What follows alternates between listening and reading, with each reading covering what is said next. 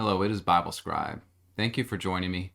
We're going to look at the Tower of Babel today. Now, this is a story most people know about, but most people don't have much information about the tower, what it was for, how it was built. We're going to learn about all of that. And we're going to look at a few sources. We're going to start in the Bible, but we will look at the Book of Jubilees.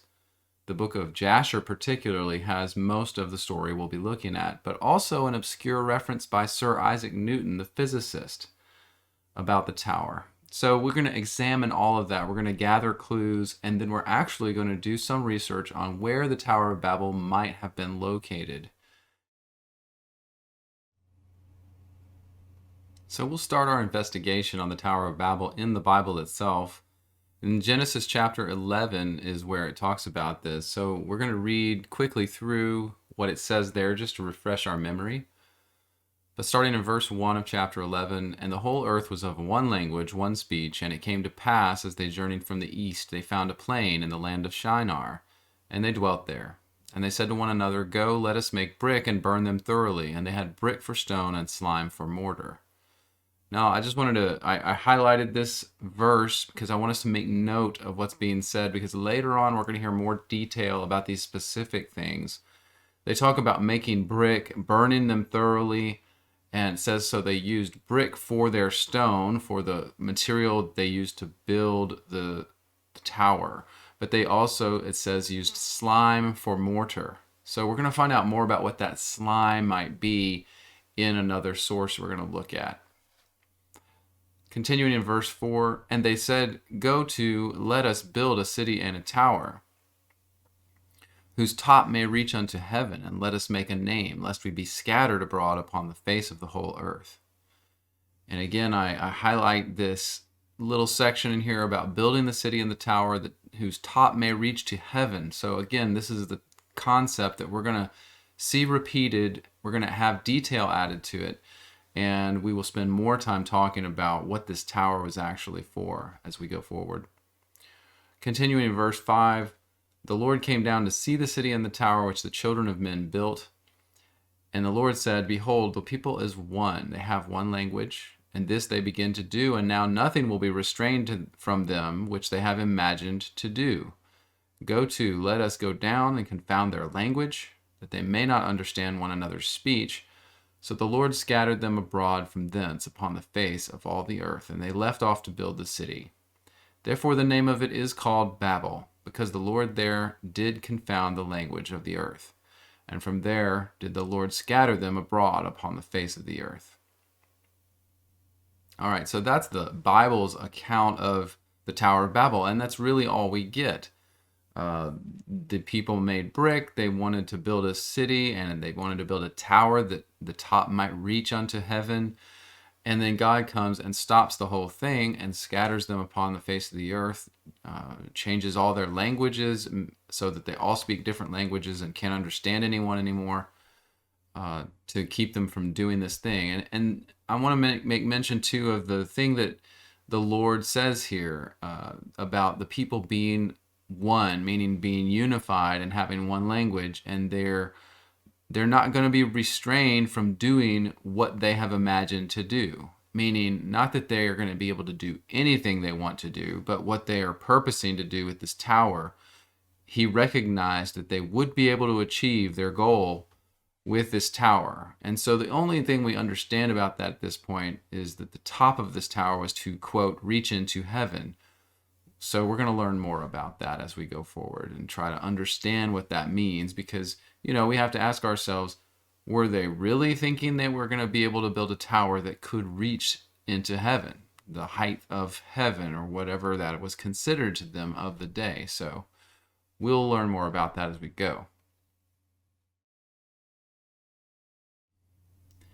I did find this interesting quote from Sir Isaac Newton on the Tower of Babel. Now, you may know Isaac Newton was a physicist in the 17th century, and also a Christian, but also, interestingly enough, a hermeticist and an alchemist. So, we have to be careful with some of his stuff, but just interesting that he wrote about the Tower of Babel in his book, which was a chronology he did for the Queen. In page 51, chapter 2, he talks about the Tower of Babel, and here's what he writes. Abraham was the fifth from Peleg, and all mankind lived together in Chaldea under the government of Noah and his sons, until the days of Peleg. So long they were of one language, one society, one religion, and then they divided the earth, being perhaps disturbed by the rebellion of Nimrod, and forced to leave off building the Tower of Babel. And from thence they spread themselves into several countries, which fell to their shares, carrying along with them the laws, customs, religion which they had, till those days had been educated and governed by Noah and his sons and grandsons. These laws were handed down to Abraham, Melchizedek, Job, and their contemporaries, and for some time they were observed by the judges of the eastern countries. So the real interesting things here, kind of like I've got highlighted, is that there was some sort of rebellion of Nimrod that was involved in the Tower of Babel situation, the whole event of the building and the tearing down of it. And then from there, they spread themselves throughout the world, it says. And then again, the points about being governed and educated by Noah and his sons. This is something that is going to come up again. So I just highlighted it here again for us to note it and then move forward.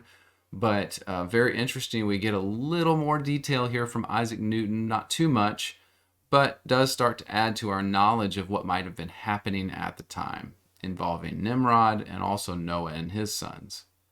So let's continue.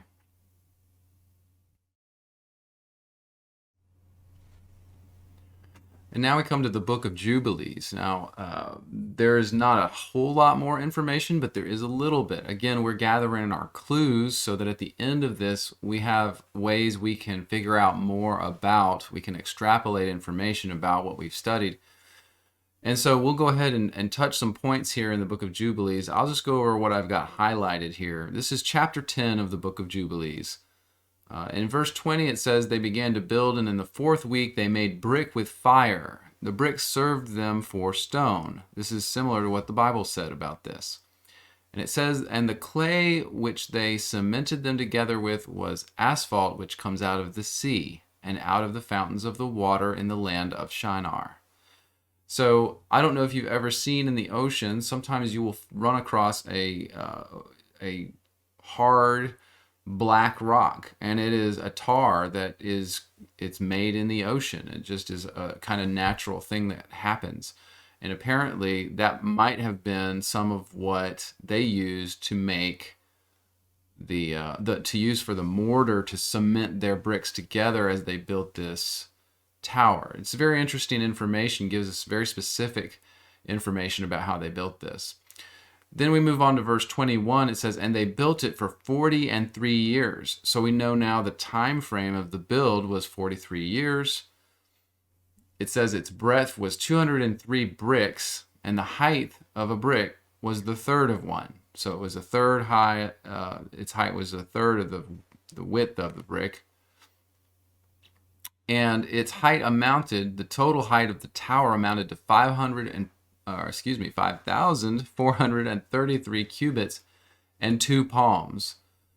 And if you know much about cubits, the size of a cubit is about 18 inches. It varied a little in the ancient world depending on which society was doing the measuring, but in general, a cubit around 18 inches. So later on, we're going to do a little calculation here, but we'll figure out exactly what that height would mean in our modern measurements. But for now, let's just note it and we'll move on. We're taking it down as a clue.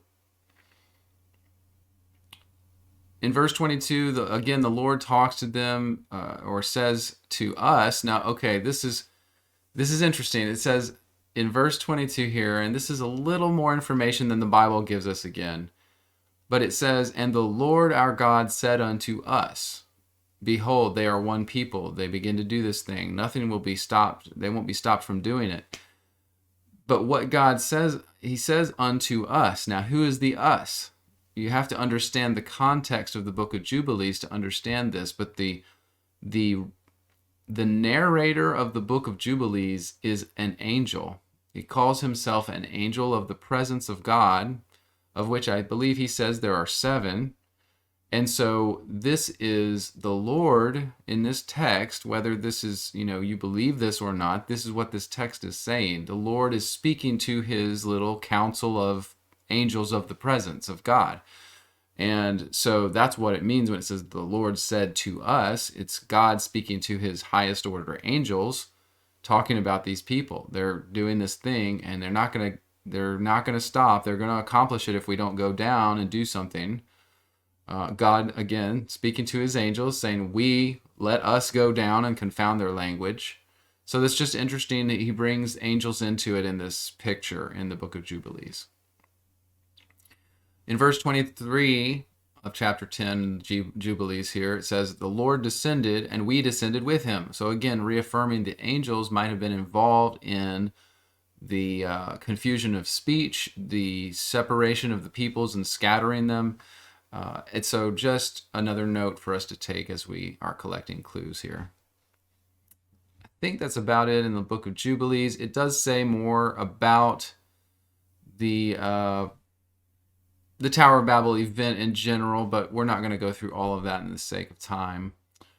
And just to show you those calculations really quick here at the bottom, if a cubit is 18 inches and then 5,433 cubits was the height of this tower, then we're talking 97,000 or so inches of 8,000 feet, which amounts to about 1.5 miles high, that this tower reached before apparently it was destroyed by God, which we're going to read more about.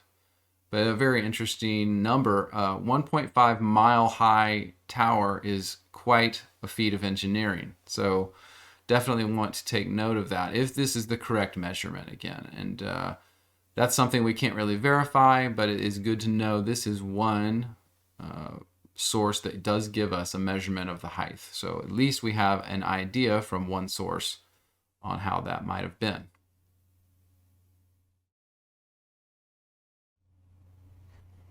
All right, now we're going to get into the Book of Jasher. We're going to start talking a little bit about what it says. Now, the Book of Jasher has a very comprehensive story on the Tower of Babel. So what we're mostly going to do is kind of read through this together. The story is very interesting. This is the kind of thing I wish that movie directors would get a hold of some of this stuff. This is such interesting information. It's such a good story. And so as you read through this, you'll see what I mean. So many different things. We learn about so much in this story in the Book of Jasher.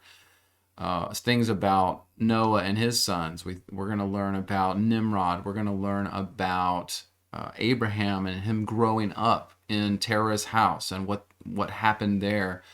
And then it all unfolds into this Tower of Babel story. And it's just incredible. So please follow with me as we read through this. It will not disappoint. It's a very amazing story, and we're going to get a lot of new information here. So kind of buckle up and get ready. If you're taking notes, get your pen and pencil ready. We're going to go through this together. It's going to be great. So in the Book of Jasher, we start in chapter 7. And we're actually going to start at the end of that chapter in verse 24, just to give it gives us a little context as we go into chapter 8, 9, and 10 to understand where we're coming from here. So in verse 24, chapter 7, it says, "And the garments of skin which God made for Adam and his wife, Eve, when they went out of the garden, were given to Cush." Okay, so the garments of skin which God made for Adam and Eve, this is actually talked about in the first book of Adam and Eve, that God, as Adam and Eve came out of the garden, he provided a lot of things for them. He provided a place to stay in a cave. He provided some resources. He also provided garments, clothing. And it says in the first book of Adam and Eve that was the skin of some lambs that were killed by lions, which is interesting symbolically, but just so you're aware, that's the place I know that is recorded. Now in the Bible, we have some very brief mention of garments of skin, but that actually could be something a little bit different. So anyway, just telling you that's the reference. So there is these garments, apparently sheepskin, that God had made for Adam and Eve. And so that's what we're talking about here. Verse 25, for after the death of Adam and his wife, the garments were given to Enoch, the son of Jared. And when Enoch was taken to God, he gave them to Methuselah. And at the death of Methuselah, Noah brought them, put them on the ark. So during the flood, they were on the ark with Noah. So these garments were considered obviously very important. They were kept and passed down. And in their going out from the ark, Ham, Noah's son, stole the garments from Noah his father. Now, you may remember Ham also was in trouble because he saw his father's nakedness, and then he was essentially cursed by his father Noah. So this is the one we're talking about. And Ham begat his firstborn Cush and gave him those garments in secret, and they were with Cush for many days. And Cush also concealed them from his brothers and sons. And when he had begotten Nimrod, he gave Nimrod the garments because of his love. And Nimrod grew up. And when he was 20 years old, he put on the garments. And Nimrod then became strong when he put on these garments that God had provided for Adam and Eve. Obviously, something special about these garments.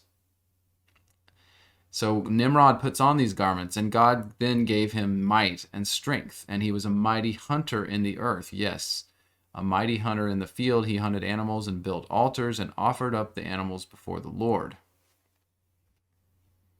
So very interesting information here that Nimrod, you may or may not have known, but there's a lot of discussion about Nimrod, who he was, why was he this great hunter? Well, in this text, the information is that he took these garments that had been given to Adam and Eve by God, and that when he wore them, it made him stronger and able to do more, able to kill animals in the field, go hunting, do all these things. And of course, he built a reputation with doing that. So, okay, as we go forward, we read in verse 44, Nimrod starts to become wicked. So he's got this power, this strength from these garments. He becomes wicked. And it says Nimrod dwelt in Shinar. He reigned securely. He fought with his enemies and subdued them. He prospered in his battles, and his kingdom became very great. And he made gods of wood and stone. He bowed down to them, and he rebelled against the Lord and taught his subjects and people his wicked ways. And Mardon, his son, which actually that name is interesting. Mardon sounds a lot like Marduk, which is a pagan god that was worshipped in the ancient kingdoms. So almost makes you wonder, were they instead worshiping Nimrod and his son Mardon, and that wasn't necessarily an idol or sometimes people think they're supernatural beings, but this was Nimrod and his son Mardon, who were very wicked. It says, everyone that heard the acts of Mardon, the son of Nimrod, would say concerning him, from the wicked goes forth wickedness. Therefore it became a proverb in the whole earth, saying, from wicked goes forth wickedness. And it was current in the words of men from that time to now. So, very interesting. I have heard that saying said before in the modern time. Definitely a true statement here. So now at the end of chapter 7, we're going to read that Abraham, or Abram as he was originally called, will be born. It says in verse 50 of chapter 7, Terah took a wife, and her name was Amthelo, the daughter of Cornebo. The wife of Terah conceived and bare him a son in those days. Terah was 70 years old when he begat him. Again, a very interesting number to take note of, 70 years. And Terah called the name of the son that was born to him Abram, because the king had raised him in those days and dignified him above all his princes that were with him. In verse 1 of chapter 8, it says, And it was in that night that Abram was born, and all the servants of Terah, all the wise men of Nimrod, and his conjurers came and ate and drank at the house of Terah, and rejoiced with him on that night. So very interesting that Abraham was born to Terah, and Terah must have been very well known by Nimrod, high in his pecking order of people in the country. very important. And he had servants, he had apparently wealth. And so not only did his servants rejoice, but they had the conjurers of Nimrod, his priesthood, apparently, come in and eat and drink in the house of Terah when his wife bore Abram. Now that we get into chapter 8, there's a lot of interesting things that start to happen. When Abram's born, there's a sign in the stars that's seen.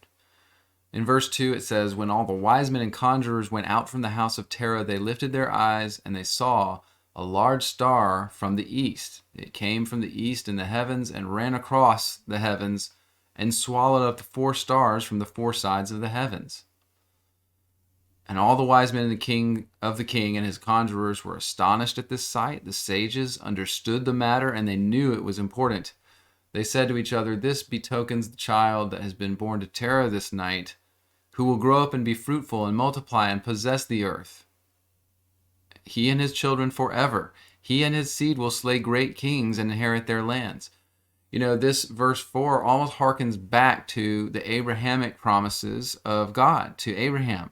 "I will multiply your seed upon the earth," and all that stuff.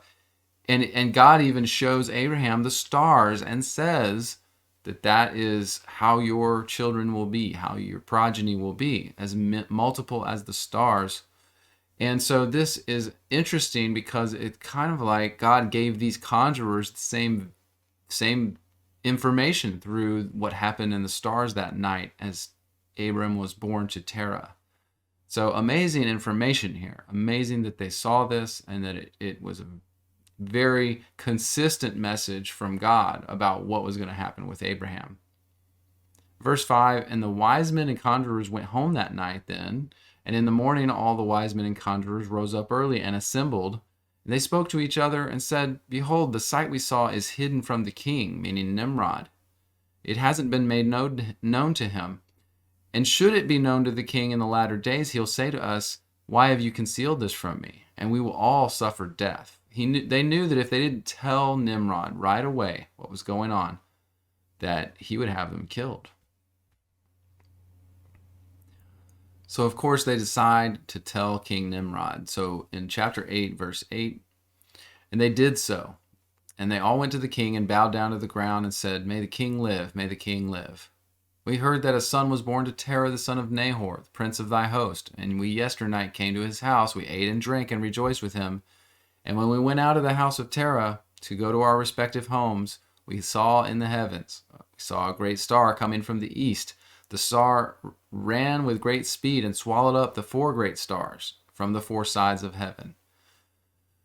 And thy servants were astonished at the sight, and we were terrified. We made our judgment upon it. We knew by our wisdom the proper interpretation, that this applies to the child born to Terah, that he would grow up and multiply greatly and become powerful and kill all the kings of the earth and inherit all their lands, he and his seed forever." Man, I'm just amazed at how that echoes God's promises to Abraham so perfectly. That they understood that much from this sight in the stars, what they saw in the stars. "And now, our Lord and King, behold, we have acquainted you with what we have seen concerning the child." So they say, "If it seems good to the king to give his father value for the child, we will slay him before he grows up and increases. And his evil increases against us, that we and our children would perish through this evil." And the king Nimrod heard the words, and they seemed good to him. And he sent and called for Terah, and Terah came before the king. And the king said to Terah, "I have been told a son was born to you last night. And after this manner was observed in the heavens at his birth. And now therefore give me the child, we may slay him before his evil springs up against us. And I will give you for his value thy house full of silver and gold."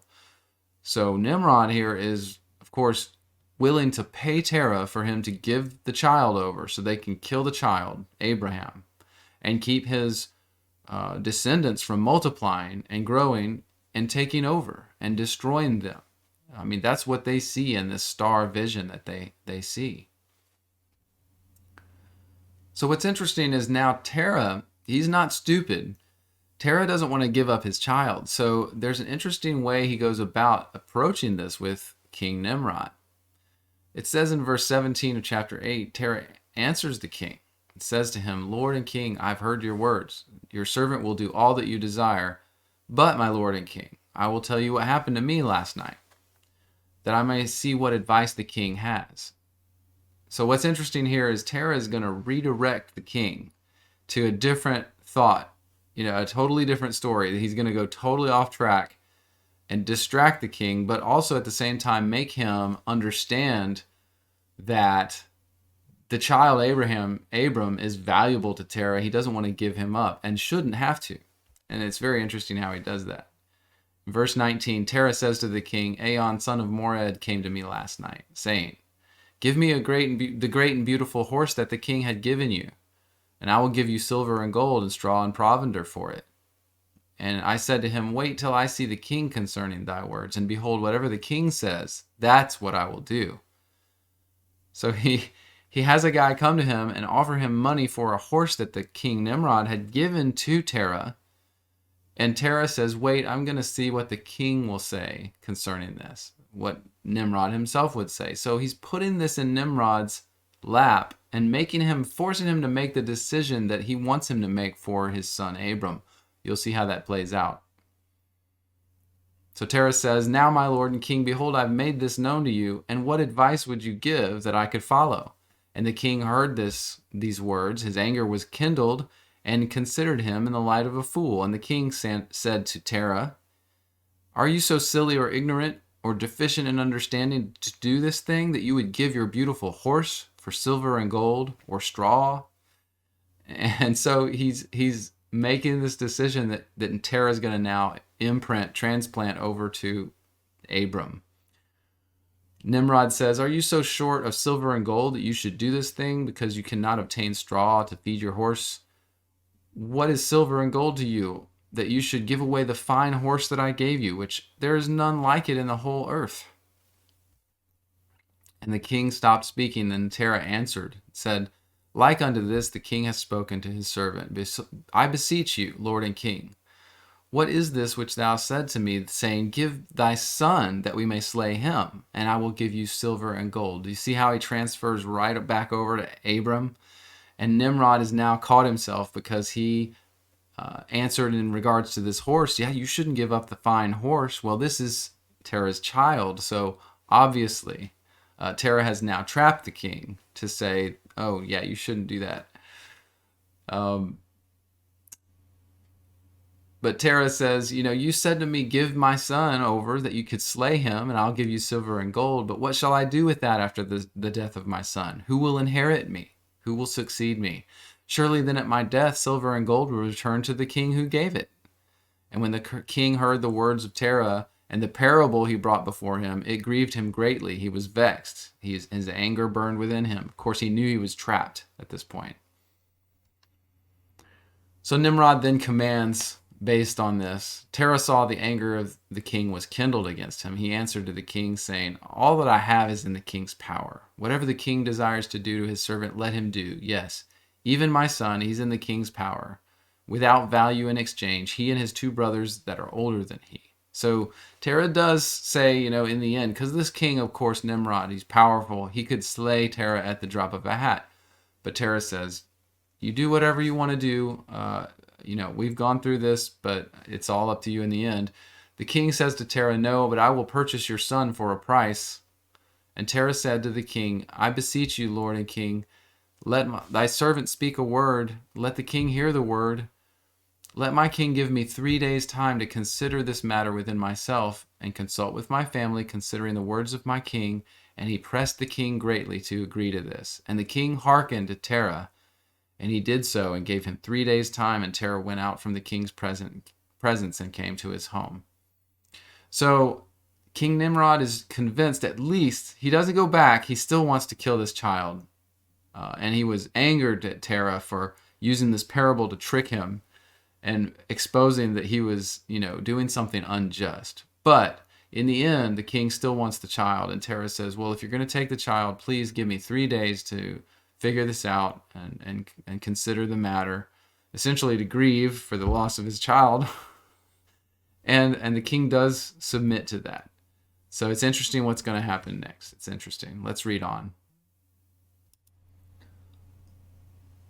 So Terah, in this 3 day period in which he is considering the king's request that the king's gonna give him silver and gold and take the child and kill Abram. It says in verse 32 of chapter 8, in the third day the king sent to Terah, saying, "Send me thy son for a price, as I spoke to you. And should you not do this, I will slay all in your house." So the king essentially makes the threat, "I'm just going to kill everyone in your house if you just don't give me this child." And Terah hastened, as it was urgent from the king, and he took a child from one of his servants, which his handmaid had borne to him that day. And Terah brought the child to the king and received the value for him. And the Lord was with Terah in this matter, that Nimrod might not cause Abram's death. And the king took the child from Terah, and with all his might dashed his head to the ground, for he thought it had been Abram. And this was concealed from him from that day, and it was forgotten by the king, as it was the will of providence not to allow Abram's death. So God was not going to allow Abram to be killed. In Terah's trying to figure out what to do, he decides to take a child from one of his servants, which was born to his handmaid. And he takes that child and then takes it to the king. Now, that seems like a very harsh, horrible thing to do. You steal someone else's child and give it to the king. I think in the society, because it was a servant, a handmaid, that perhaps he even lied about why he was taking the child. We don't know all the detail there. There was nothing good about this, right? But God allowed this to happen because God was obviously preserving Abram. And so, we can only speculate on all the things that are going on here, but I would assume that regardless this child was killed, he was probably taken straight to heaven by God and protected in that way. But Abraham was preserved, so Abram does not get killed. And it says King Nimrod forgets about the whole matter because he's killed this child. He thinks it's done, it's over with. And so time moves on, and Nimrod forgets about this whole thing. In verse 35, it says, Terah took Abram his son secretly, together with his mother and nurse, and he concealed them in a cave, and he brought them provisions monthly. So Abram was raised in this cave by his mother and a nurse. And it says the Lord was with Abram in the cave, and he grew up. He was in the cave 10 years. And the kings and his princes, or the king, Nimrod, and his princes, soothsayers and sages, thought that the king had killed Abram. So they never even looked. They didn't care about it anymore, didn't think about it anymore.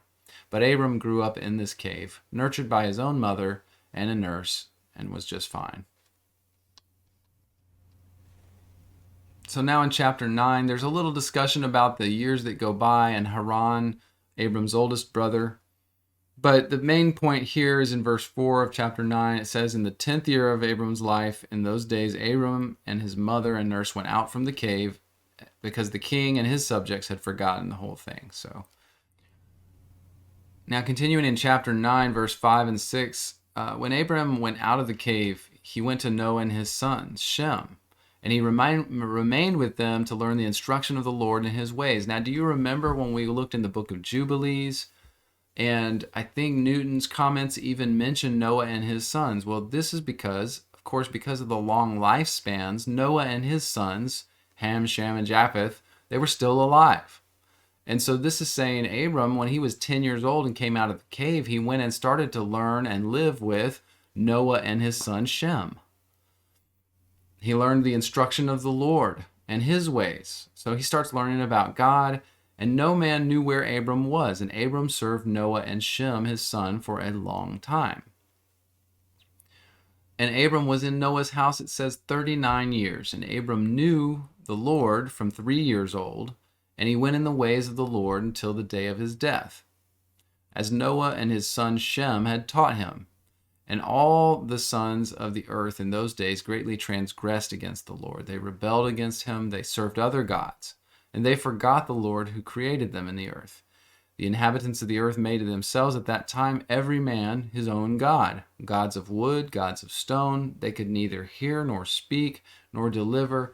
And the sons of men served them. They became their gods. So at the time, Noah and Shem, this is the whole picture. Noah and Shem were good and still staying on the right track with obedience to God and understanding of the Lord and his ways, as it says.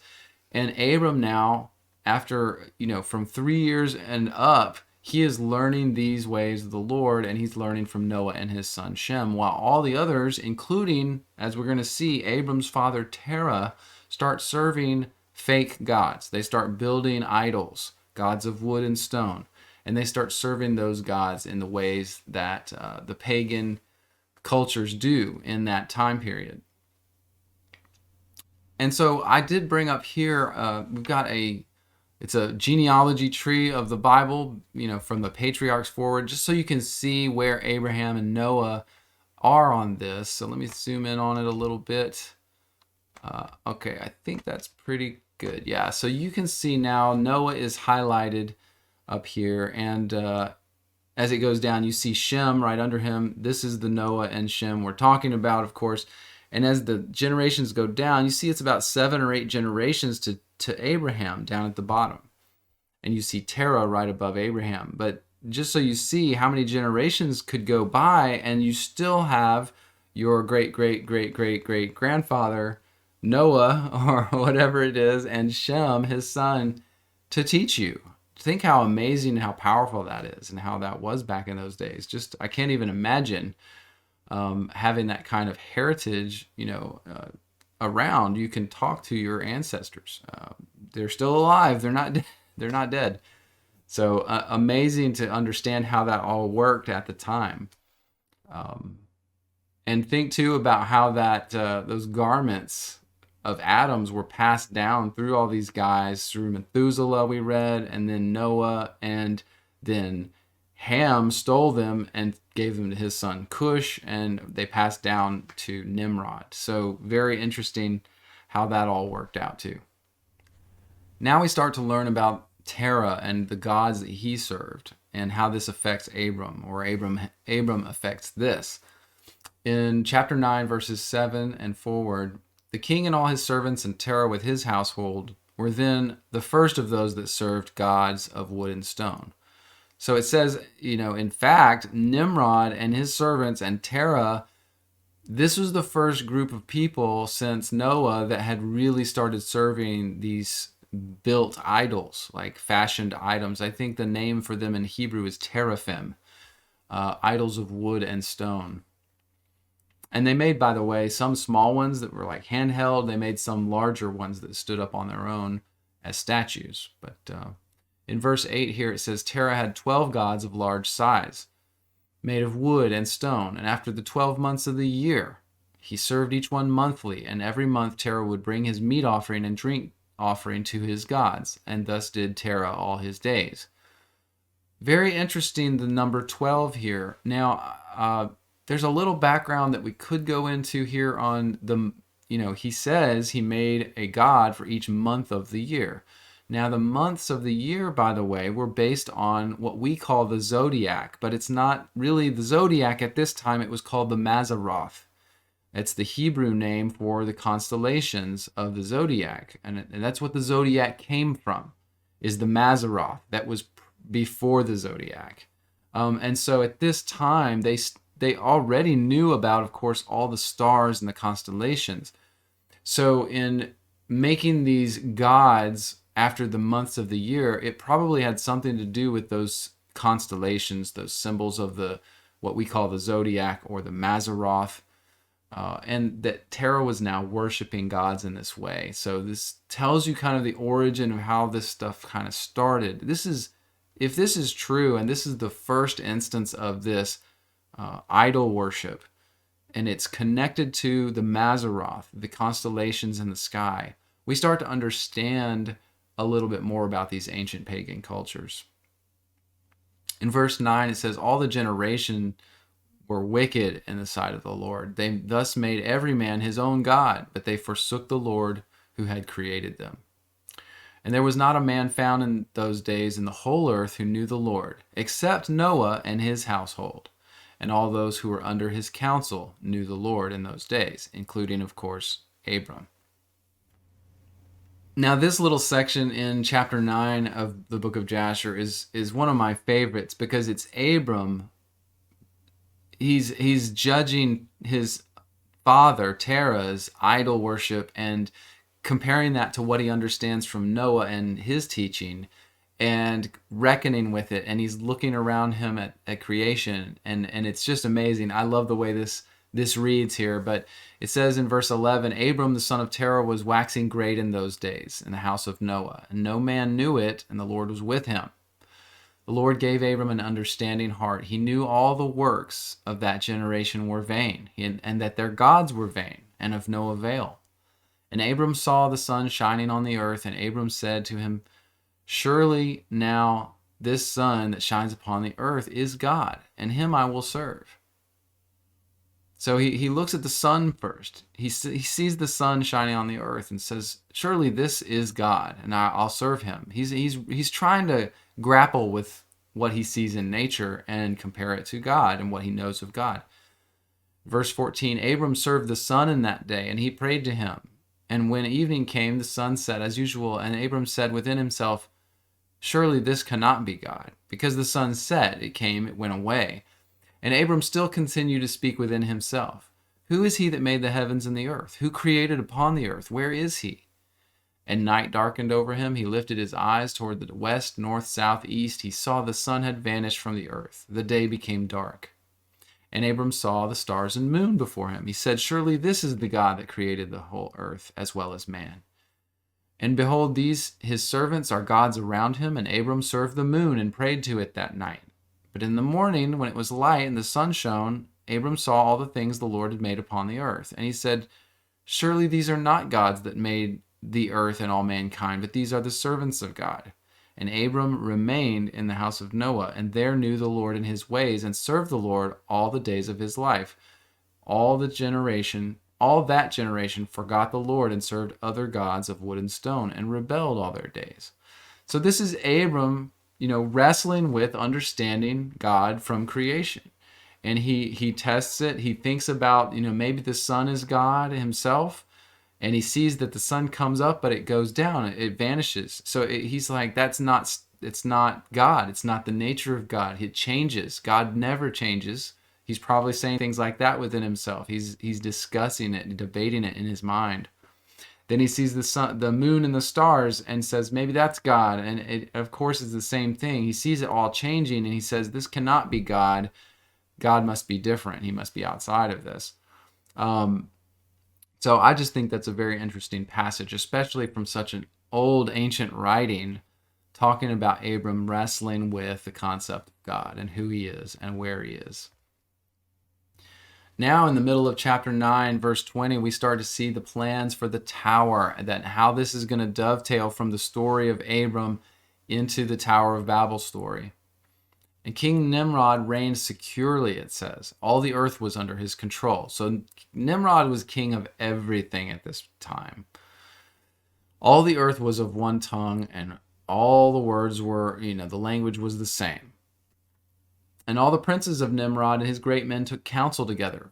But Mizraim, Cush, Canaan, with their families, they said to each other, come, let us build to ourselves a city, in it a strong tower, its top reaching heaven, that we will make ourselves famed, so that we may reign upon the whole world, in order that the evil of our enemies may cease from us, that we may reign mightily over them, that we may not become scattered over the earth on account of their wars. And they all went before the king. They told the king these words, and the king agreed with them in this affair, and he did so. And all the families assembled, consisting of about 600,000 men, and they went to seek an extensive piece of ground to build the city and the tower. And they sought in the whole earth, and they found none like the valley east of the land of Shinar, about 2 days' walk. And they journeyed there, and they dwelt there.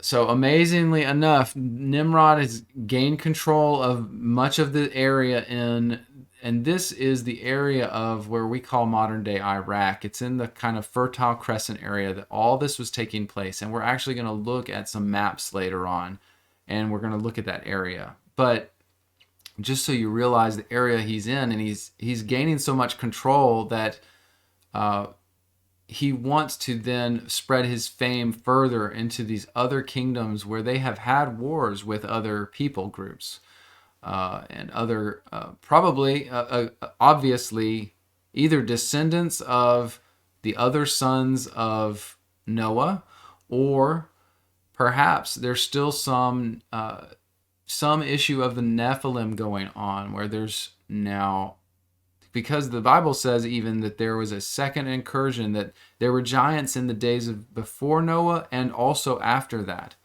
And so we have to assume that maybe there's some of these different peoples that would become the Canaanites, that would become the Perizzites, the Jebusites, all these different people groups. They all existed probably at this time just around this area. And he wants to gain control of all of it. And he thinks by building this city with the strong tower, whatever the goal is here of reaching heaven, which is what they keep talking about, is going to give them power to conquer the entire world. So now we see that they will start to build this tower. In verse 24, they began to make bricks and burn fires to build the city and the tower they had imagined to complete. And the building of the tower was to them a transgression and a sin, and they began to build it. And while they were building it, the Lord God of heaven, they were building against the Lord God of heaven. They imagined in their hearts to war against him and to ascend into heaven. So now we start to understand why it's not only just to reach heaven, they literally wanted to wage war against God. Nimrod, again, as it said, they had started to serve idols of wood and stone, make their own gods that they were serving, and of course hated the God of heaven, wanted to build this tower to somehow reach into heaven and wage war against God himself. Verse 26, all these people and the families divided themselves into three parts. The first part of the group said, we will ascend into heaven and fight against him. The second part, they said, we will ascend to heaven and place our own gods there and serve them. And the third group said, we will ascend to heaven and smite him with bows and spears. And God knew all their works, and he knew their evil thoughts, and he saw the city, and he saw the tower. So these people obviously had very, just not even, there's no reconciling this. They wanted to kill God. It's not just them wanting to reach heaven or grow great in this. They literally hated God himself and were waging war against him. Verse 27, when they were building, they built themselves a great city and a very high, strong tower. On account of its height, the mortar and the bricks did not reach the builders in their ascent to it, until those who went up had completed a full year. And after that, they reached to the builders and gave them the mortar and the bricks. Thus it was done daily. So apparently it was such a high tower that towards the end of the build process, it would take an entire year for them to deliver the mortar and the bricks up to the top of the tower to continue building. So of course they had a system where people were constantly taking things up. So over the course of a year, a single person would reach the top, but of course all throughout the year people were reaching the top, bringing and delivering the mortar and bricks from the bottom of the tower to the top. That gives you an idea how high this tower became and how difficult it was to ascend and to deliver the bricks and mortar up to the top of that thing. And behold, these ascended and others descended the whole day, as I was saying. If a brick should fall from their hands and get broken, they would all weep and cry over it, as if a man had fell and died. But if a man fell and died, then none of them would look at him. They didn't pay attention to any man dying in this process. It was only about the tower. So you can see that their evil was complete. They were totally wicked and depraved. The Lord knew their thoughts, and it came to pass while they were building that they would cast arrows towards the heaven, and the arrows then would fall upon the earth filled with blood. And so these people, in their anger, would randomly throw spears or shoot arrows towards heaven. And it's saying that when they came down, when the arrows came back down, they were covered in blood. And when they saw them, they said to each other, surely we have slain those that are in heaven. But then verse 30 tells us why this happened. It says, for this was from the Lord in order to cause them to err. and in order to destroy them from the face of the ground. So this was to just confuse them, to cause them to be wrong in their thinking and not understand, of course. But of course, they thought this might have been God's plan to make them think they were being successful in this, so they would continue and, of course, fulfill their wickedness, and he would then judge them. Verse 31, it says, they built the tower and the city. They did this daily until many days and years were elapsed. And in the other writing, Book of Jubilees, we saw it took, according to that writing, 43 years for all of this to happen and for the tower to get as high as it did before God stopped it all. So at some point, God does have enough. And so in verse 32 of chapter 9, God said to the 70 angels who stood foremost before him, to those near him, saying, let us come and descend and confuse their tongues, that one man should not understand the language of his neighbor. And they did so. So God and his angels come down and they confuse the language of every man. And from that day following, they forgot each man's tongue. They could not understand to speak in one language. And when the builder took from the hands of his neighbor lime or stone, which he did not order, the builder would cast it away and throw it upon his neighbor, and he would die. So they started to get angry because they were still trying to build this temple, or this tower rather. And of course, not being able to speak each other's language would, hinder that process. And this is the explanation of that. There would be miscommunications. People were delivering the incorrect resources or the wrong amounts of them, and anger was ensuing. And so this just was not working out after this happened. God and the angels had confused their languages. They could not continue. It says they did this many days. They killed many people in this manner when they got angry. And the Lord smote the three divisions that were there, the three groups who had said all these things. The group that said, we will ascend to heaven and serve our gods. But God punished them according to their works. And those who said that they would ascend to heaven, serve their gods, they became like apes and elephants, it says. And those who said, we will smite the heaven with arrows, the Lord killed them, one man through the hand of his neighbor. So that he had those turn on each other and kill themselves. And the third group who said, we will ascend to heaven and fight against the Lord, God scattered those throughout the earth. So that's interesting that of the three groups of types of people that were working on this tower, it's not all of them that were scattered throughout the earth. Apparently, some were changed into animal-like creatures. The other group was just outright killed. They killed one another, turned on each other. And then the third group was spread throughout the earth, which is very interesting because generally the accounts we read just talk about the scattering throughout the earth, right?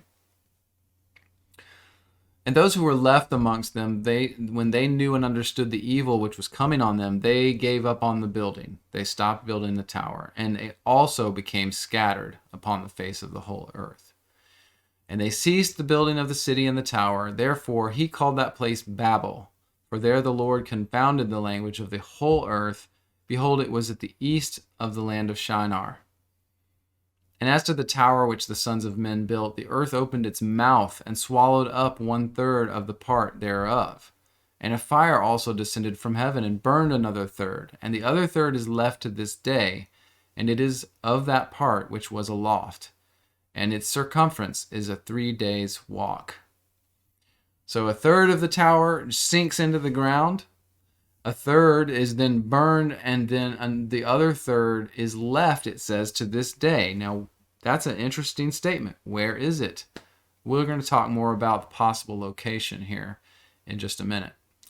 It says, many of the men, or the sons of men, died in that tower, a people without number. So many, many people died. Of course, we heard the number up top, about 600,000 or so people. So perhaps it was around that number. Perhaps it was more. Now, I wanted also to mention this little section in the book of 3rd Baruch. And this actually refers to the tower event, but in a very different way. This is Baruch asking God about heaven and asking God to show him heaven. And in fact, God does give him a tour of heaven in this writing. And we're going to look at a couple passages, chapter 2 and chapter 3. And you're gonna understand in a second how the connection is here to the Tower of Babel. But let's read through these real quick together. And Baruch says, "He took me and led me where the firmament had been set fast," meaning I think he's being led by an angel. And he says, "The firmament had been set fast. There was a river which no one can cross, nor any strange breeze of all that God has created. And he took me and led me to the first heaven, showed me a door of great size, and he said, 'Let us enter.' So we entered as if borne on wings," essentially saying we flew through the gate, "a distance of about 30 days' journey. And he showed me within heaven a plain, and there were men dwelling on this plain, with the faces of ox, and the horns of stags, and the feet of goats, and the haunches of lambs. And I, Baruch, asked the angel, 'Make known to me, I pray you, what is the thickness of the heaven we have journeyed?'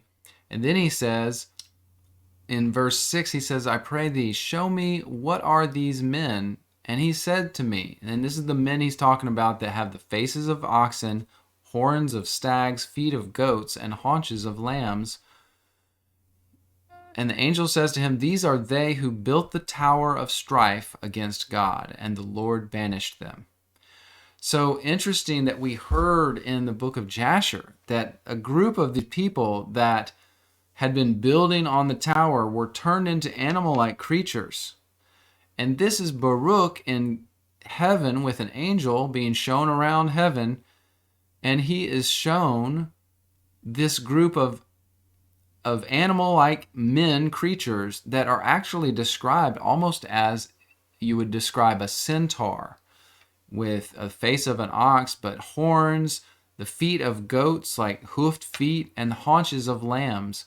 You can almost imagine that maybe a centaur or a satyr, just a really interesting description there. But he's told by this angel, these are the ones that built the Tower of Strife against God. We can only assume that this would have been the Tower of Babel.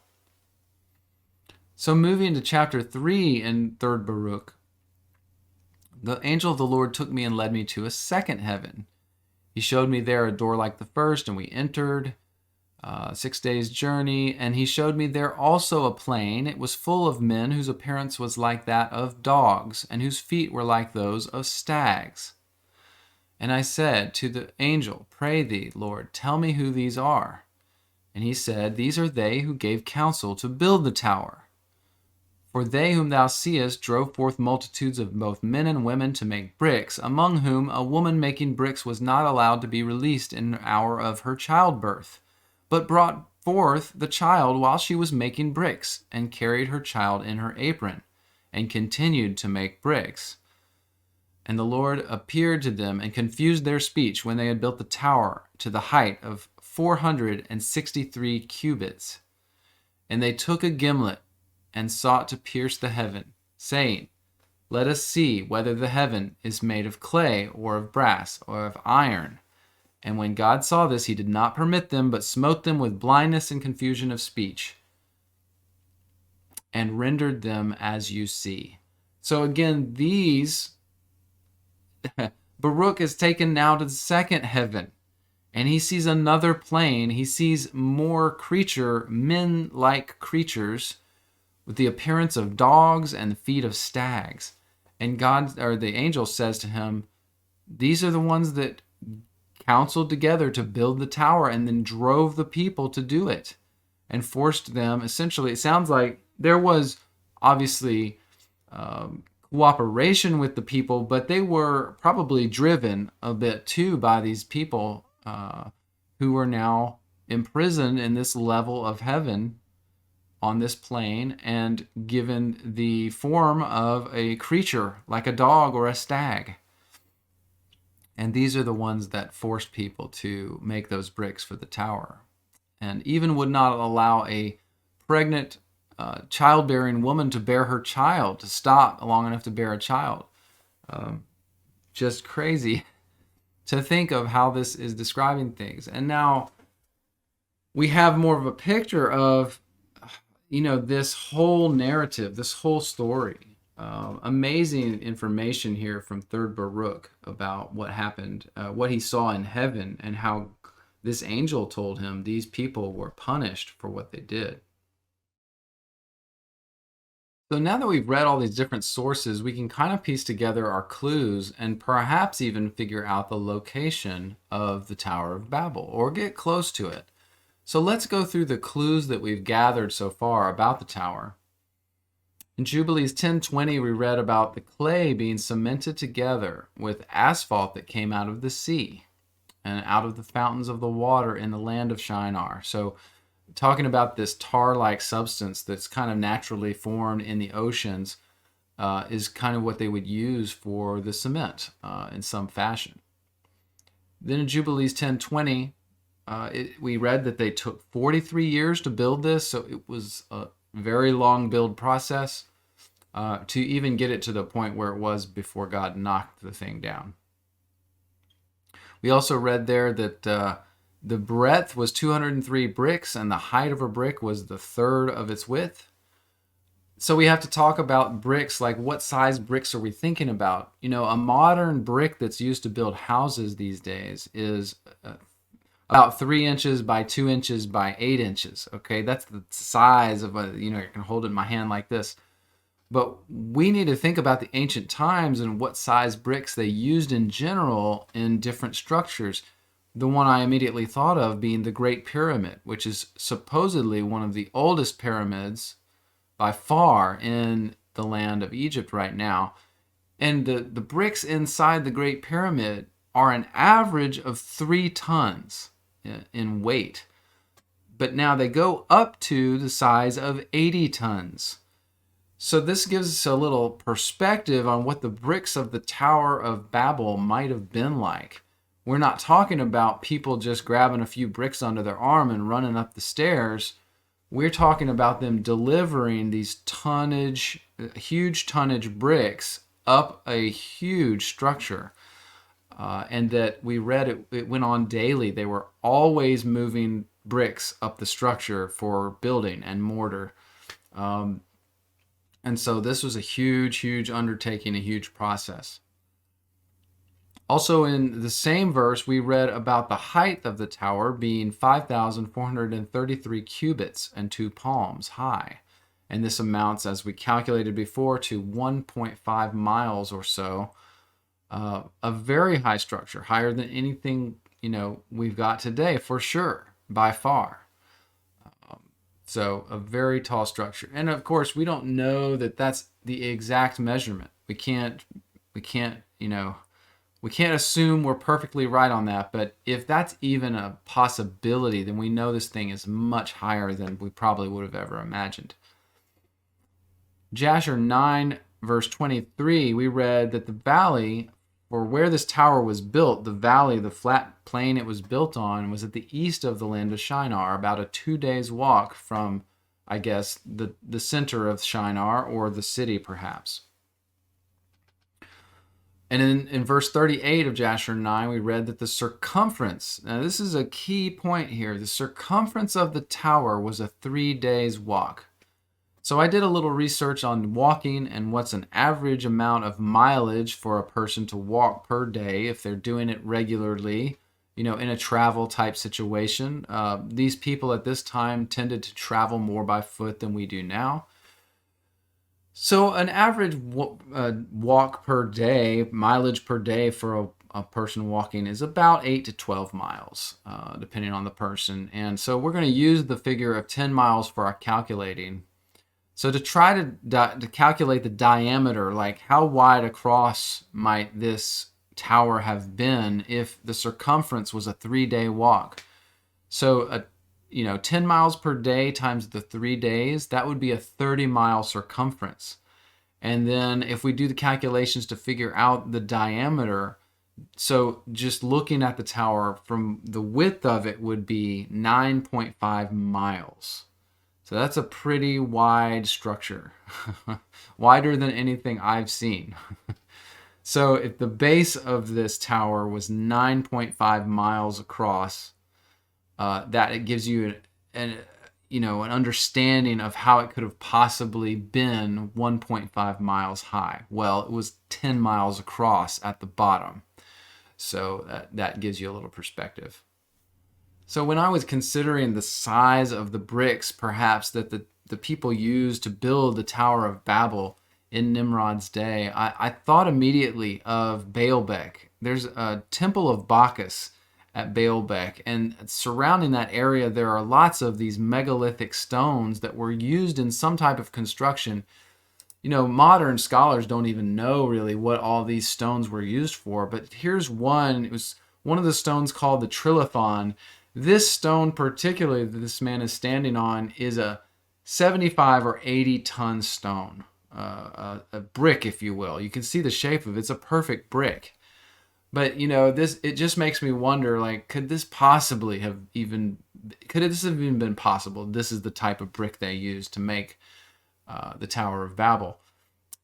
Whether it was this big or not, from what we talked about in the Great Pyramid, whether it was 3 tons or 80 tons, it's still big. They're all big. Knowing and understanding how they did that is just mind-boggling, really.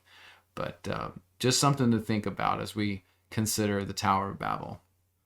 And then, as I had mentioned, the Great Pyramid of Giza, this is a side of the pyramid here. And you can see the exposed stones here, the bricks that were used to build this pyramid.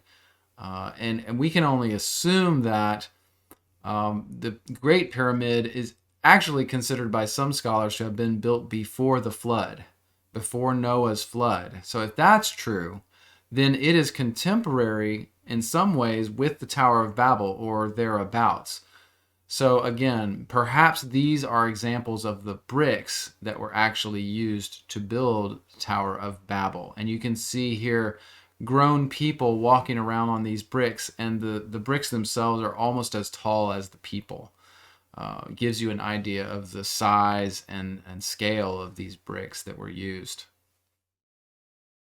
And now to think about a little more of this area, you see here a map of the Fertile Crescent area and where Ur and all that was located.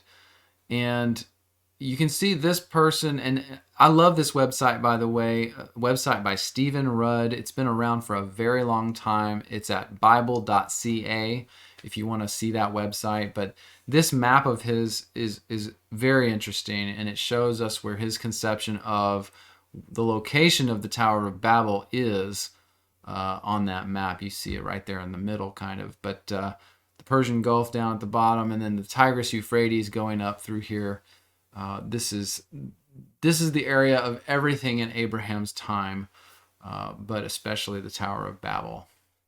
And again, down here you can see 2 more maps that give us more information about the plain of Shinar there on the left.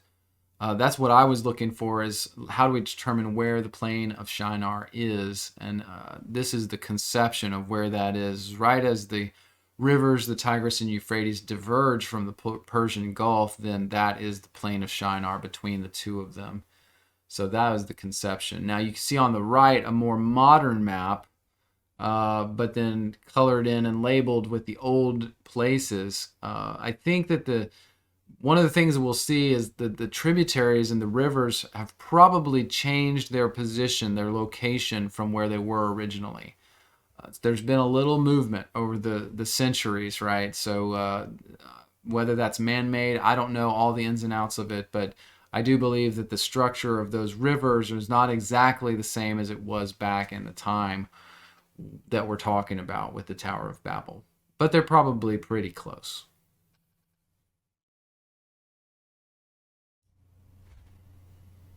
Now, I thought this was super interesting. I tried to find as old a map as I possibly could. So I did find a map from 1646. So this would have actually been around the time that Isaac Newton wrote what he did about the Tower of Babel that we read. But this, the older map you get, the better naming you get. See how this map has Babel named. It has at the top, that brown structure is the Tower of Babel on this map. This map even attempts to place the Garden of Eden to the east of the Tower of Babel. We're going to look a little closer at this in just a second. But you can see how the rivers all come up from the Persian Gulf that's at the bottom right, just barely visible there. And then, the Tower of Babel comes off of one of these tributaries and is actually depicted in this as being right on the tributary, like built right at the side of the water, too. So, very interesting map here. And I think we're going to look more at this one. So here's a modern map of the area as well. You can see on the left the Mediterranean Sea and then Palestine, but on the right we see the Fertile Crescent. You can see that shape of area over there with, you can see at the top of it, the rivers continue to come out of the top of that area, but that whole dark area there is the Fertile Crescent, but it's those, Shinar's in there and Ur and Babylon. Of course, you can imagine Babylon came out of Babel. So that's the etymology of that word. So it's all the same. It's all part and parcel, but that's the area of the world in which this all occurred. And I will tell you, as I study these maps and I try to make sense of that old ancient map from 1646 and our modern maps, using satellite technology to see, the structure from above so we can see everything. I tried to match up the locations. I tried to see, if that map was correct in 1646, then where would that be located on our modern maps? And I will be honest with you, the more I searched and studied it, the more I felt like Baghdad, the city of Baghdad, the capital of Iraq, is literally the location where the Tower of Babel could have been. Now, after going through this whole study and then seeing how it says in the texts, we read that in Jasher that God had sunk a third of the tower into the earth. He had burned a third of it, and the last third was still standing to the day, as far as that writing was concerned, which that's a very old writing. The Book of Jasher is thousands of years old. But, so I also have to ask and question myself, would that still be standing today? It seems like that's a large enough structure that, yes, we would be able to find it, but perhaps, erosion or coverage based on movement of sand or material, dirt, whatever, I don't know for sure. But I will say that based on that map, my thought was because of Baghdad's location, you can see on the map in front of you here, and all the rivers and tributaries, the way that they come together and matching that to that older map, I really feel like Baghdad is a prime suspect for the location of the tower. It just seems to have all the right positioning and location according to that older map. And down here, we'll take a look. You can see those maps side by side, and I wish it was just a bit bigger for you. But you can see how on the left map, that older ancient map from 1646, that all these tributaries come together at this point and then split off again. And we see the same thing on the right. Now, it's not picture perfect because this older map, of course, was done from hand. They didn't have satellite technology or planes. They didn't fly over these things and take pictures from the top, from above. So they were going by memory and knowledge of the area, the lands, and they got it as close as they could get it, and they made a map of it, right? And that's what they did. And there was probably measurements involved with that, but it just wasn't as accurate. And so we can expect some deviation, but I'm just saying, as far as I could tell with the small amount of research and time I did put into this, I felt like Baghdad is a very good candidate for the location of the original tower. Again, I do have some reservations based on what we read in that text about some of it still standing, and that would be such a huge structure. You'd think we'd be able to find that. And again, if the measurements were correct, we should be looking for a structure or a mountain or something that is covered, perhaps, that's 10 miles wide. And so that would be an interesting search to go on. And I actually have done some research in that regard, but not found anything yet that seemed to match those dimensions and be in this area of the world that seems to be very well known as the location of Shinar and Ur and all these ancient biblical locations.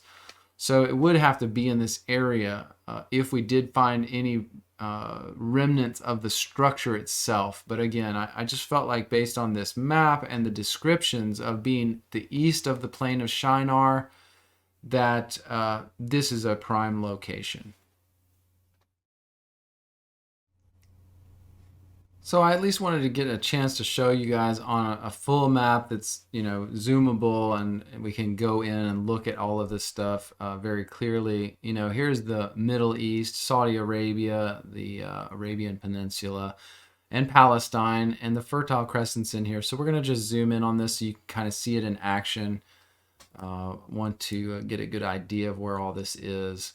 So as we look here, you see Lebanon, Jerusalem, the West Bank, all this stuff going on over on the left on the Mediterranean Sea. So across Iraq from that, over here near the Persian Gulf, we see this is Iraq, and the Fertile Crescent, of course, like I had mentioned before, this gray area. But as we zoom into that, we start to see this area. It's an amazing area of the world.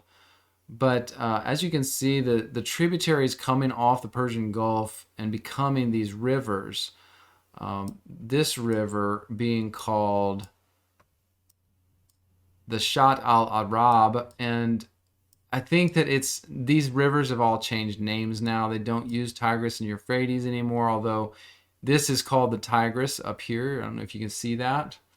But it's just interesting that so much has changed in thousands of years, and whether that's to obscure information, which I actually think that's part of it. I think cities and locations have changed names, and that's sometimes why I go to older maps to look at what things used to be called.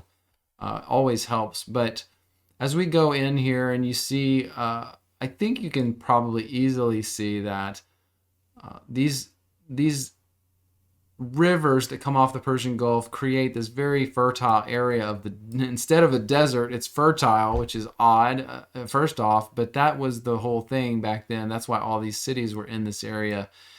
And then as you see Baghdad, number one, like that representation we saw, Baghdad is on the river here, on the Tigris. And it also seems to be in a plain area, like a flat area. So it could be obviously a perfect location to build something like the Tower of Babel on. Again, I'm not sure about this. This is just a speculation. But we do need to talk about some more current events that have happened surrounding Baghdad specifically that also lend credence to the idea that something special has gone on there in the past. So let's talk more about that.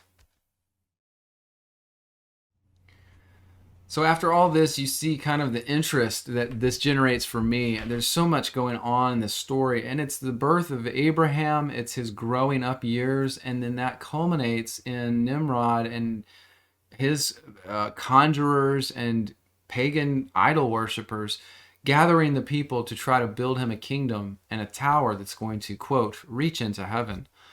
Now we're going to go into some speculation. So we're going into La La Land, but just come with me, because what we can do now that we have information is we can speculate. And I'm 100% transparent. This is speculation. There's nothing about what I'm about to talk about that's necessarily factual in terms of my conclusions or ideas. But that's what we're doing. We're ideating. We're thinking about things. We're coming up with possibilities. Something I found out that was very interesting about Baghdad in recent history was, I don't know if you remember when America went into Iraq because of the, quote, weapons of mass destruction, and there was the Gulf War, and our forces have been over there for many, many years. Something interesting happened in the year 2003. U.S. forces captured the museum in Baghdad. It was a museum with all sorts of ancient artifacts. and they stayed there. I've got pictures of it. You can go and search for, U.S. Forces, Iraq, Museum 2003. You're going to get all sorts of results. There's news articles about it. The Iraqi people and the curators of the museum were, up in arms because we had U.S. soldiers go into those museums and literally loot artifacts out of it. We, as Americans, our military stole artifacts from Iraq, from the Baghdad Museum. And there's even more information on that has come out. Whether it's credible or not, that's up to you to decide. There's a man named Dan Burish, and he considers and claims to be a whistleblower from a deep military organization that was involved with lots of different strange things. But one of the stories he talks about was that event in 2003 when U.S. soldiers went into the Baghdad Museum and stole artifacts. He says it was more than that. He says that they were going through all of it and went into even underground storage facilities at the Baghdad Museum, and they brought out of it. And I think that also they talked about them going to Saddam Hussein's palace and doing the same thing, but looting all these artifacts. And he says, this is Dan Burish's testimony, he says that part of what they looted was cylinder seals. And of course, cylinder seals in that time had information, language, cuneiform written on them so that they could roll it out in the mud and print the text. Okay, that's what the cylinder seal was for. But that this particular cylinder seal or two that they looted included information on how to build a portal device, a portal to another dimension is what Dan Burish's testimony is. A device that not only is a portal, but can also be used for looking into time, looking into future or past events. Now, I know all this sounds far-fetched, but I'm just giving you the information that I've seen. And so he says that was what was commandeered by the U.S. military in 2003 underneath the Baghdad Museum and underneath the palace of Saddam Hussein. Now, he also gives testimony that this cylinder seal and the information on it, the technology, led to the development of a project called Project Looking Glass. Now, this project was apparently used by the military and the elite for years and years for more than often nefarious purposes. But would it be amazing if, knowing that cylinder seal and that those artifacts that were looted came from Babylon, that they actually perhaps came from Babel itself? And in this study, we're thinking about why people would build a tower that could, quote, reach into heaven. Now, what does that mean? Did they actually think they were going to reach the firmament, perhaps, and climb out off the top of their tower right into heaven and then start waging war against God? Was that what they were trying to do? Or perhaps, now again, speculating with the information we have, perhaps there was something about this type of technology that could open portals. Perhaps at the top of this tower, however high they thought they needed to make it, they were going to build some kind of apparatus, a device that would then allow them to transport themselves into heaven. Again, I know this can sound crazy. I'm just speculating. I'm being transparent with you. This is not fact. But I'm throwing ideas around because I think it's important for people to consider possibilities, consider what it could have been. Obviously, it was something a little more than we understand because we don't really understand how someone can build a tower that would reach to heaven and then people could go up there. That doesn't make sense to us, right? So we're speculating. But if that all fits together in your head like it does mine, then I think it's a plausible argument that some of the technology that the ancient Babylonians had, Nimrod and his conjurers, his magicians, his sorcerers, perhaps they had this kind of technology, and this was the goal, was to build this tower that would then allow them to build an apparatus that would allow them to travel into the other dimension, the spiritual dimension, to get to heaven. Is that possibly what we're talking about in this video? I don't know. But it is interesting that all these different facts and events kind of come together to tell us a little story here. From the time it happened in 2003, I have never understood why our military soldiers were going into Baghdad and looting artifacts. That makes no sense and is a crime. So I've always wondered about that. But then this strange connection that came from this whistleblower, Dan Burish, about these cylinder seals that contain technology that could open portals to the dimension, to the spiritual dimension. I don't know, guys. It's worth thinking about. It's worth considering. It's worth talking about. It's also worth studying harder to understand more about all of this. So thank you for joining me on this journey, studying about Babel, the Tower of Babel, Nimrod, Abram, and all this amazing story and the events that happened in that time. So I appreciate your time spending that with me. Like and subscribe. Join the channel to get updates when we have new stuff. We've got lots of amazing videos that we do. We also do a live stream on Sunday mornings you can be a part of, where I try to interact. I get comments. We do topics that we come up with on the fly, and I take care of those topics. We research them together, and I share what I do know about those things. But please join us. Thank you for your time in this video, and have a great day. God bless.